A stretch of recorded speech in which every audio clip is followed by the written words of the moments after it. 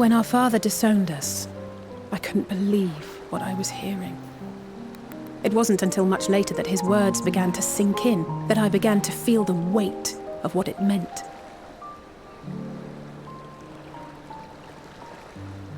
Do you remember when the decision was made to come to Charlian? Grahas said that the Forum was determined to keep us in the dark, and that Father's venomous performance was part of that strategy, to keep us at arm's length. Perhaps it was. Father argued with Grandfather on many occasions, but never with such dismissive contempt. And when he demanded what justifies the sacrifices we make in war, I honestly didn't know what to say. Neither did Alpha know, I know, but never for one moment did I believe we had made the wrong choice. So all I could do was fume silently. It was only afterwards that I realized how childish I had been, how being stubborn and self-righteous must run in the family. If I could have just mustered a civil response, then things might have turned out differently.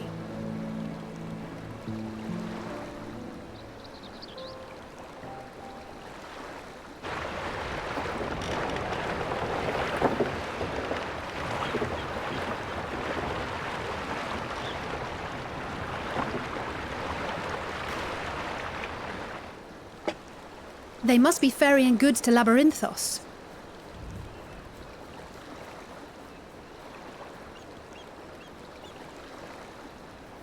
A vast complex beneath the island.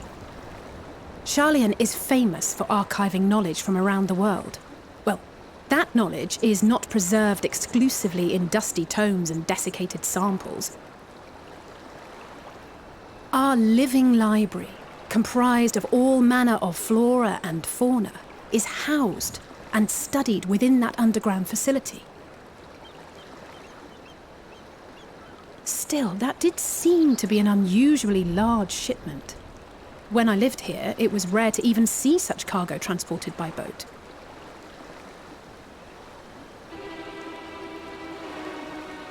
Wait!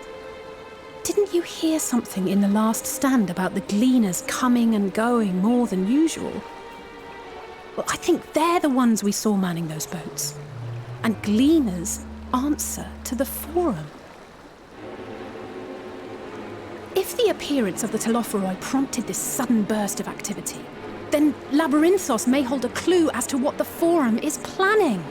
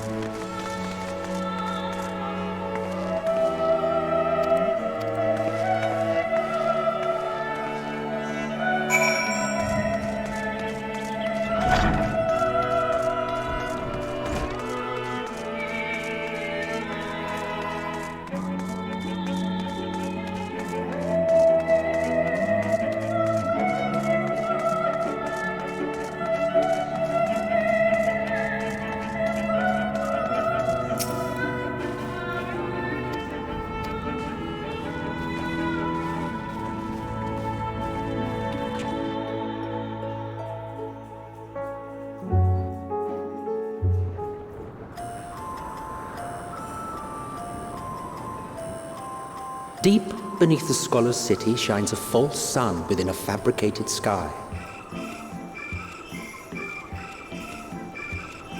In any age exist those who consider the floor an extension of their bookshelves, and this vault's architects surely belonged to that special breed. If the stack grows too high, start a new one. If no room remains, then make more rooms. A simple solution at first, and then bit by bit, a profound transformation. Knowledge buried beneath knowledge, a growing, creeping labyrinth from which there is no escape.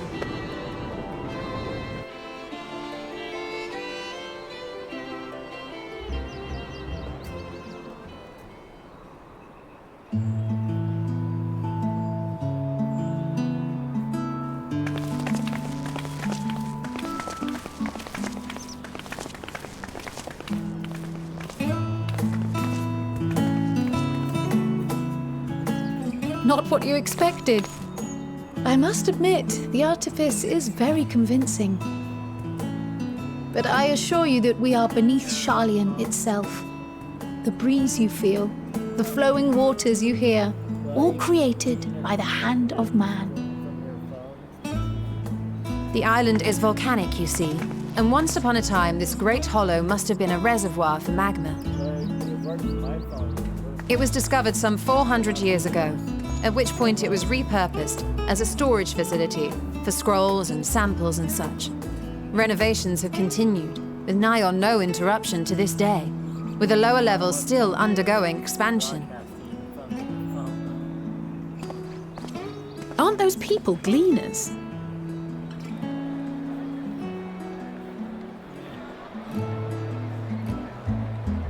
Aye, judging by their dress.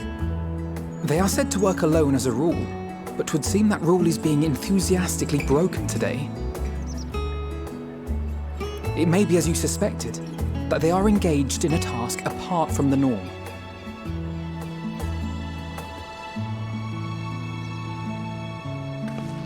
Let's spread out and get some answers then.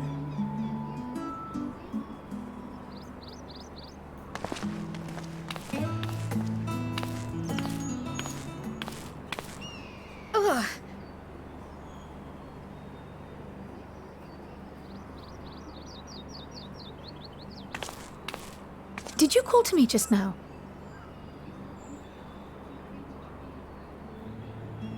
No. How odd. I must be a bit dizzy from the descent. I'll be fine, I'm sure. Let's get to work, shall we?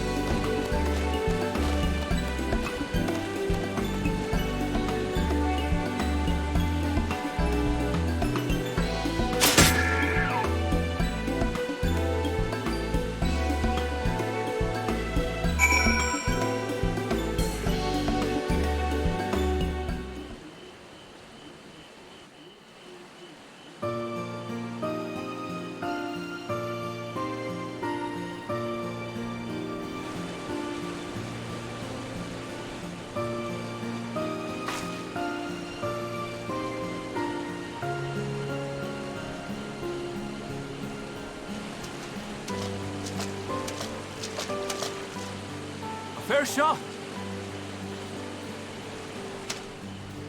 Nicely done. Let me truss this one up and I'll make my way over to you.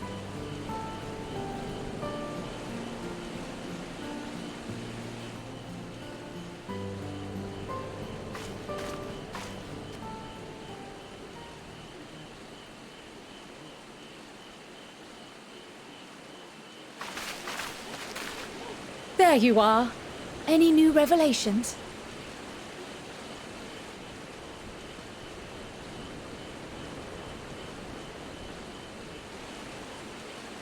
So you met with that gleaner again, this time to capture a hornbill. I understand catching and bringing in creatures from the outside, but what's the point of chasing after ones already here? Oh, it's a simple thing, really. Occasionally, we remove specimens no longer needed for study, or those we've had difficulty raising. But we can't simply turn them loose. Safely returning such creatures to their native habitats is another facet of a gleaner's duties. But not in this case, I'm afraid. I've been asked to bring the bird below.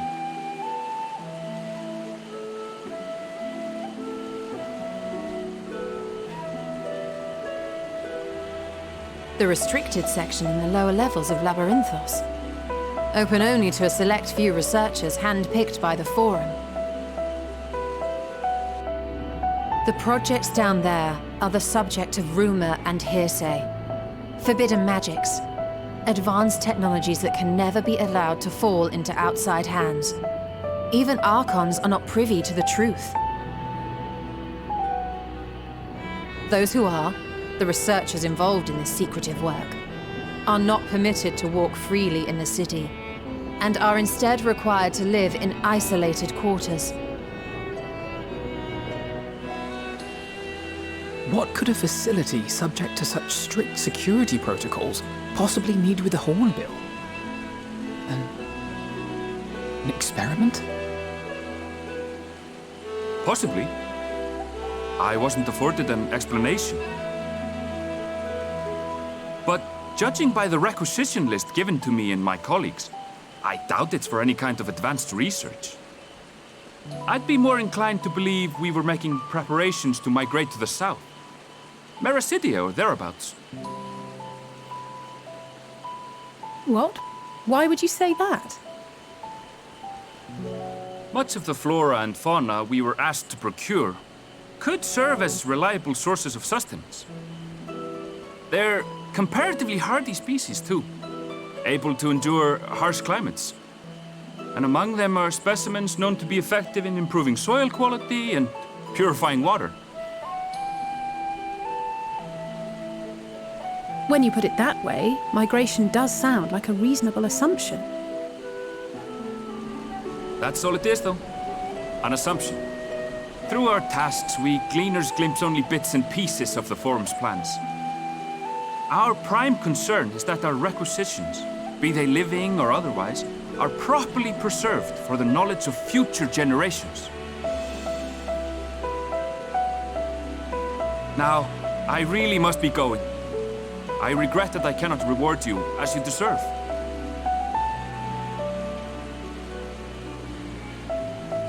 Perhaps you might reward us after a fashion then.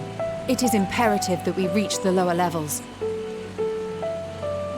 And seeing as you are already set to descend with your assigned cargo, mayhap we could accompany you as your assistants.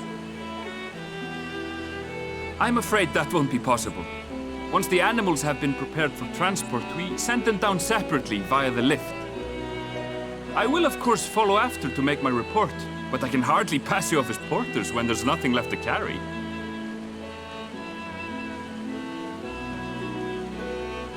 Indeed. Pray forget I said anything.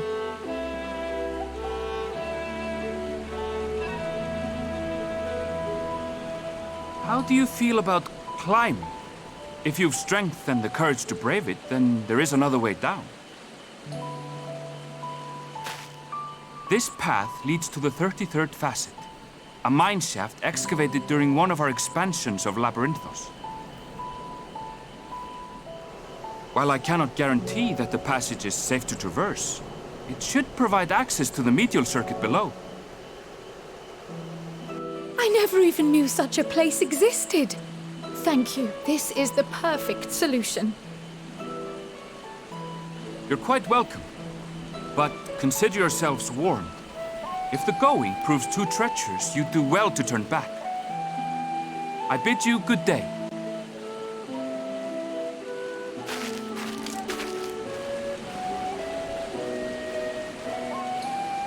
Well, turning back is hardly an option, not when we've come this far. Let's go and take a look at this mine shaft.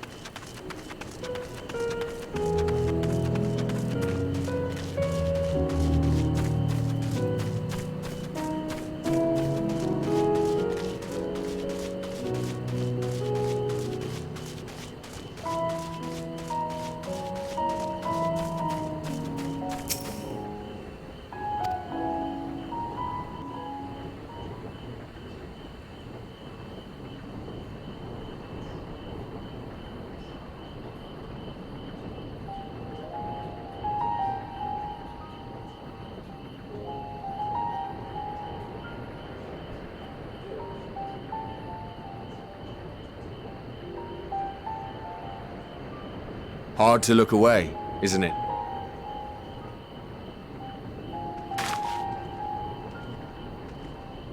But they're more than pretty flowers. Heart blooms are attuned to ambient emotion.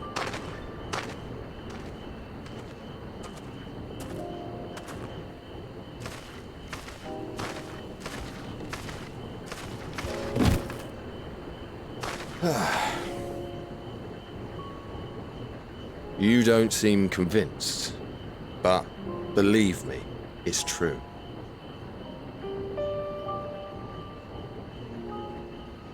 This ashen grey, for instance, it mirrors the anxiety and urgency of those working nearby as they rush to fulfill sudden orders.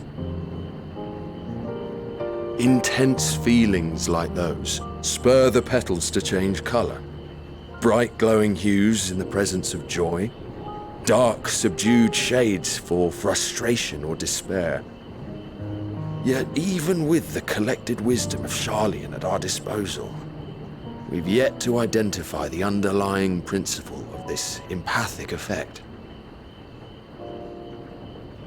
And there are other mysteries besides. Although the flower is extraordinarily long-lived, its low reproductive rate has made it difficult to find younger populations growing in the wild. With too few sightings to map its distribution, and no closely related species to track, we've been unable to pinpoint its land of origin. To further complicate matters, every culture, even dimly aware of its existence, has given it a different name and mythos. Our attempts to study it via the historical record have been an exercise in frustration. As an avid botanist myself, I should one day like to unravel the Heartbloom's secrets.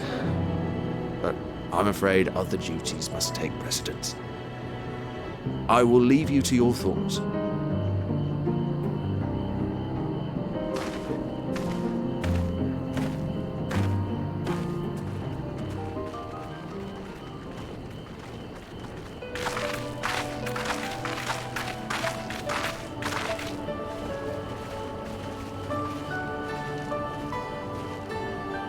Have you learned aught of interest?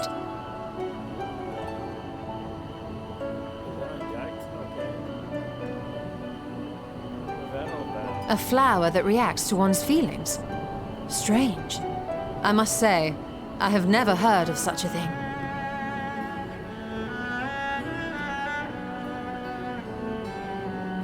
This is all very fascinating. But as it stands, we've failed to gain any significant insight into the Forum's undertaking. Indeed. While there is certainly enough activity to support Erenville's supposition that a priority has been placed on improving food production, unfortunately for our investigation, these workers were never informed as to how their duties serve the master plan. If only we could interrogate the Forum members directly.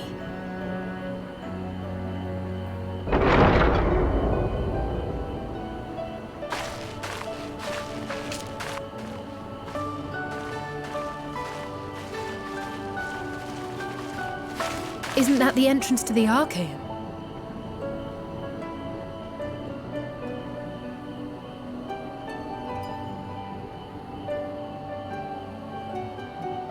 Look, there. I think that's Erenville. A little difficult to tell from here, but I think you're right. He did say he was coming down to make his report. Erenville receives his orders from the Forum. Would it not follow, then, that the superior to whom he reports is a Forum member, or at least a close associate? You mean to eavesdrop on their conversation? What of the risks? Ours alone to bear. We won't interfere with Erenville's work, nor will he be implicated as an accomplice. If you're not comfortable taking part, I can do this alone. Nay. I said myself that I wished to know Father's intentions. And no answers will be forthcoming should we simply ask nicely. We can apologize later, should it come to it. Right now, we need every crumb of information we can get our hands on. Consequences be damned.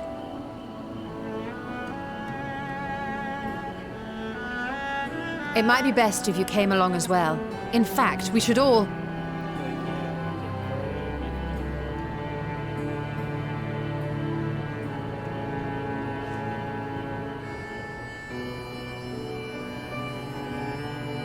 Crier?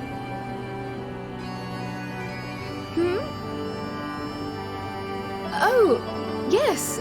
That certainly sounds like a plan. I'm glad you agree.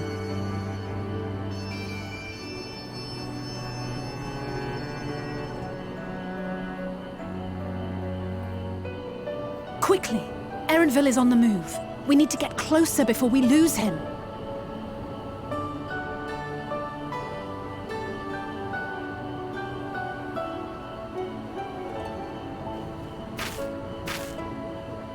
Almost. I can almost reach you.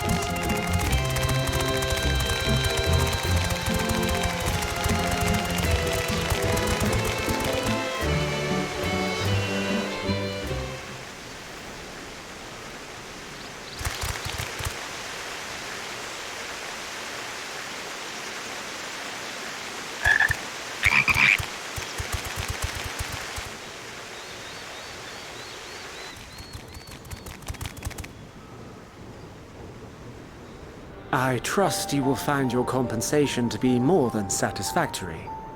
We wish to make clear that we are pleased with the efficiency and thoroughness of your work. So much so that we have come bearing new tasks in need of your competent hand.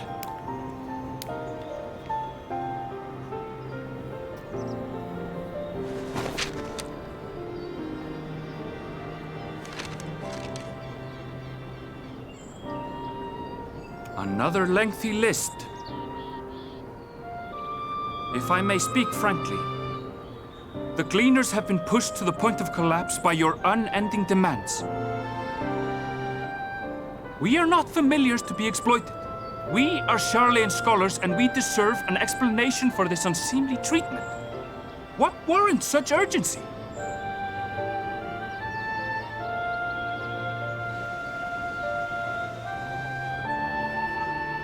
In an age long past, Charlean was charged with a momentous duty. And now that word of the final days hangs heavy in the air, the time has come for us to fulfill that charge. I can say no more, but I promise you this. All will be revealed in due course. And when it has, you will understand that your toil was in service to the greatest good.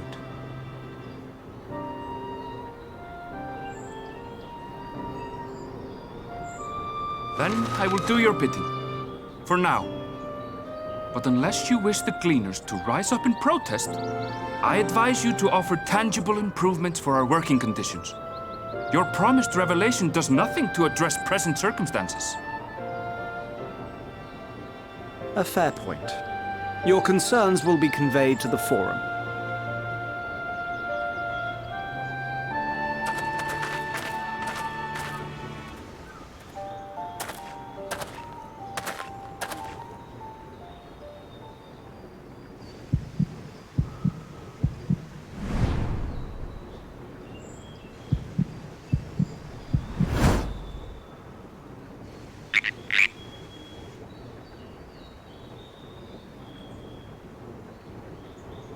I hope that was informative. You may consider my debt to you repaid in full. While I do have my reservations about the Forum, I want to believe that they have our best interests at heart. Which is why I'm reassured that you're busy sniffing out the truth of things. We can ill afford to place all our eggs in one basket, this master plan of theirs, without first understanding the risks involved.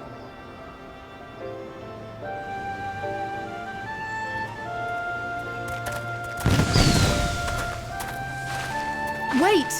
How did you know it was us? If you mean to impersonate a toad, try studying the real thing. And don't try to fool an expert.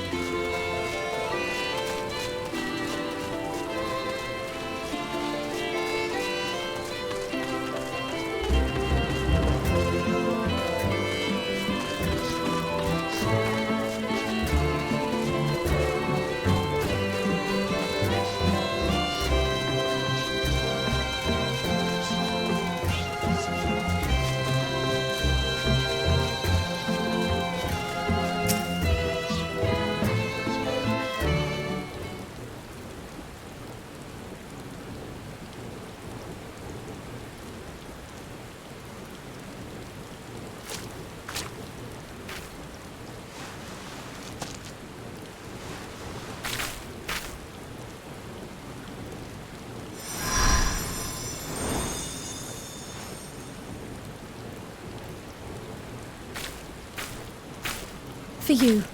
The spell will keep it from wilting. She said you would need it for the journey ahead.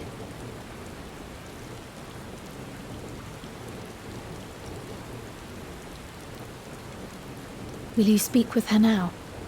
I cannot hope to match Minfilia's clarity, of course, but...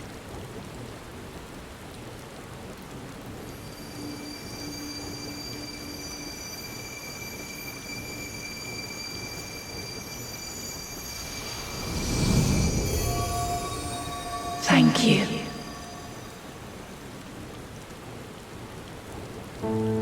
Do not worry. She has lent me her body for only a moment. Just as I could not save the first from the flood of light, it has become arduous for me to interact with the physical world without assistance. Though I might converse with you for a time, the incorporeal form I assumed on the ship would be incapable of casting even the simplest enchantment.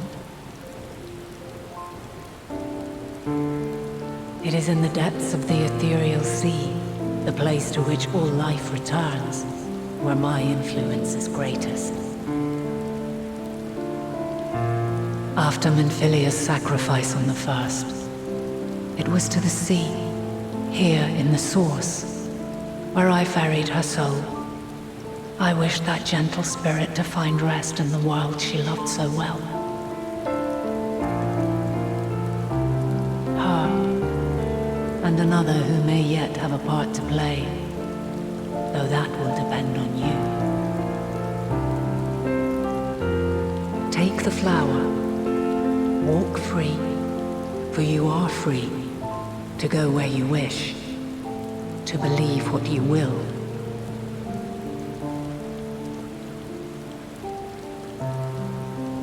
That bloom will be your guide, test and proof of your conviction. In darkness, seek joy, surrender not to sadness, and see beyond despair. Walk free and bear the light for others to follow.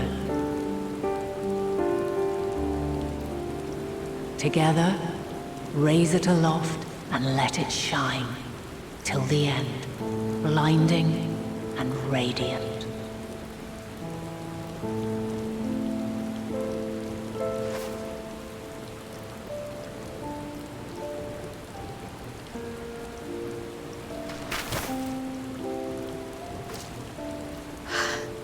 That was all too brief. Already she seems so far away.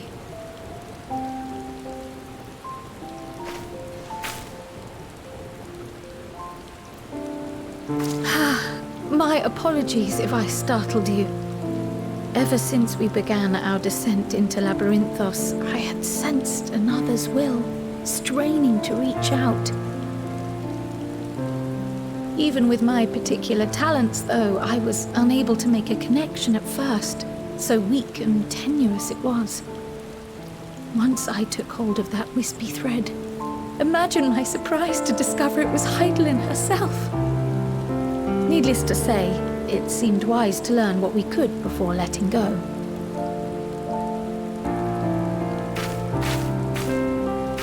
Her answers were more cryptic than I would have liked. But at least she left us with a guide of sorts, that unusual flower.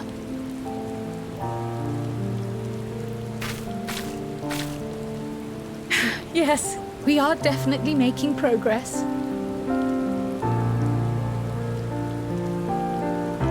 You can't be serious! We've done nothing wrong!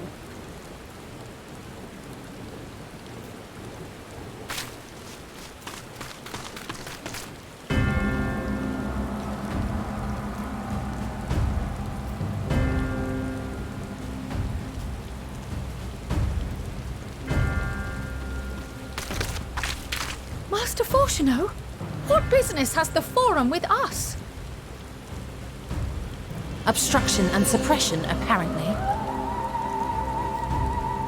Mistress Baldessian, our records show you facilitated the Scions' entrance into Sharlayan by claiming them as assistants for your organization. We are aware of your investigations.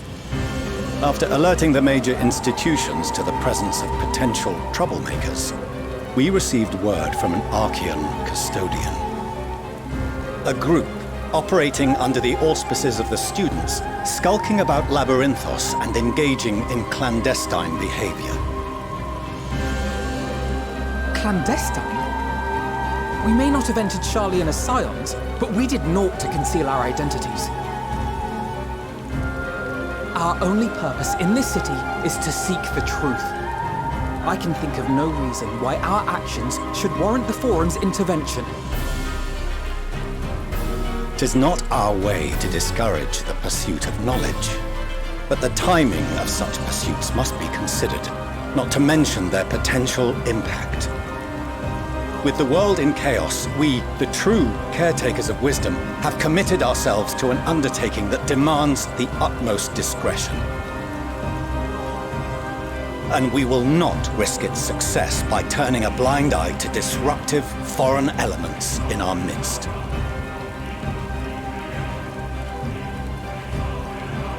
What, then, is to be our fate? Will you put us on a ship back to Eorzea? The Forum will convene to examine your case. The results of said inquiry will determine your future in this city. As for your absent companion, he has already been detained. Graha! But why? Is reading a crime now, too? Reading is encouraged, celebrated even. Not, however, of the volumes shelved in the restricted section of the library.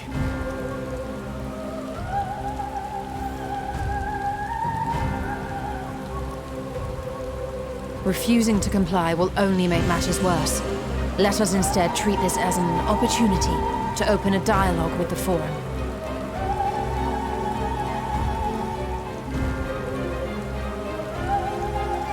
Silence is often one's best defense. I would advise against prolonging the proceedings with frivolous discourse.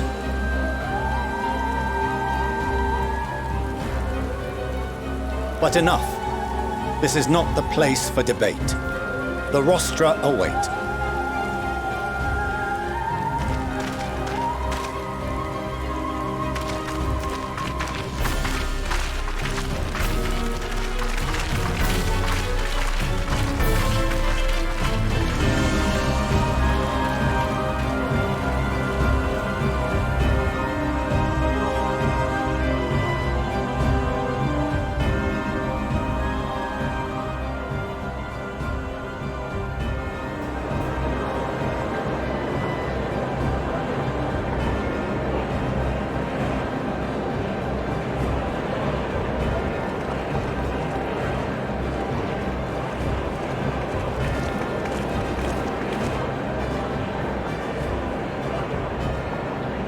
Forgive me.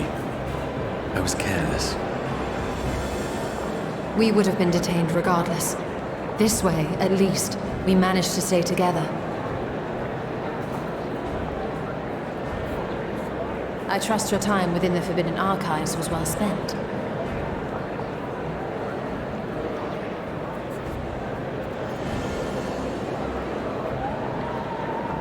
The Forum will come to order. This inquiry is now in session. As Speaker-elect, I will be presiding over the day's proceedings. Master Fortuner, would you be so kind as to restate the matter which compelled you to summon your colleagues with such urgency?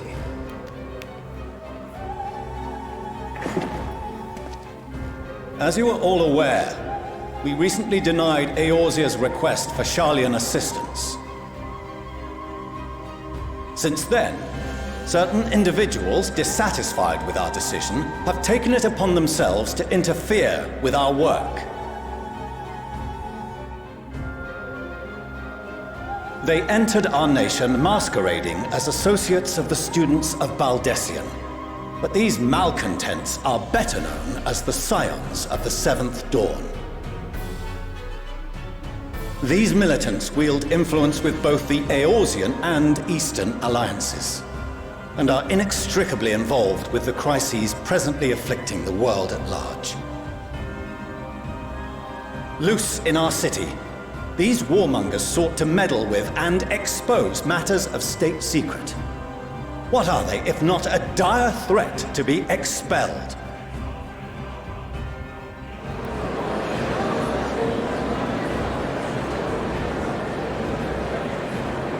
You have tarnished the good name of the students. Galuf would be ashamed.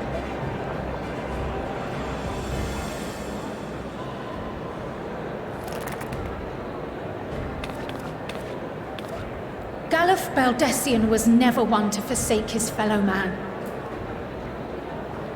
Even if this nation closed every door and retreated from the world, he would have found a way to help the Scions, help every soul of this star fight back against the coming doom.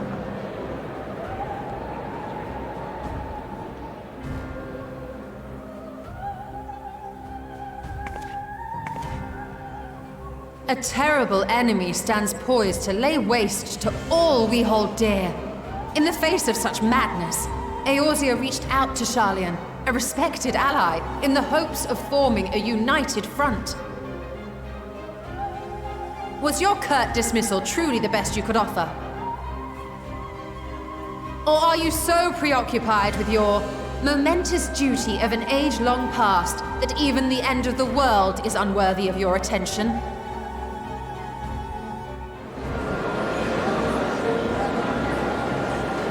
Whence came this revelation?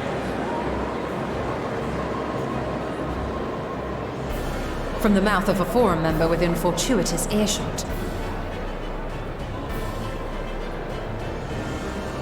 Then it seems your findings support my own.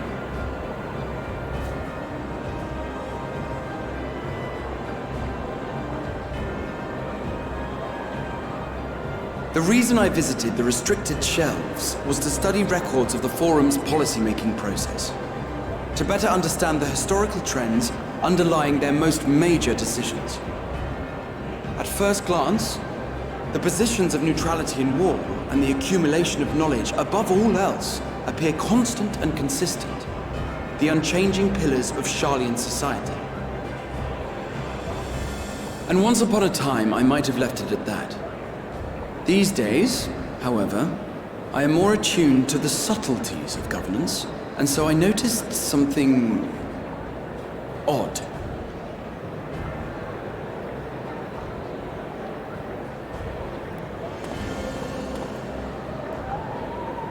From a particular point in time, the purpose of these policies shifted. No longer was knowledge preserved for the benefit of society. Rather, society was to be gradually reshaped to ensure the preservation of knowledge.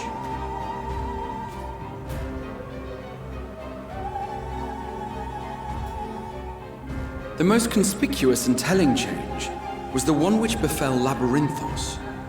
Once little more than an oversized storehouse, an enormous allocation of funds saw it transformed into an advanced room. I also discovered a fascinating account. The settlement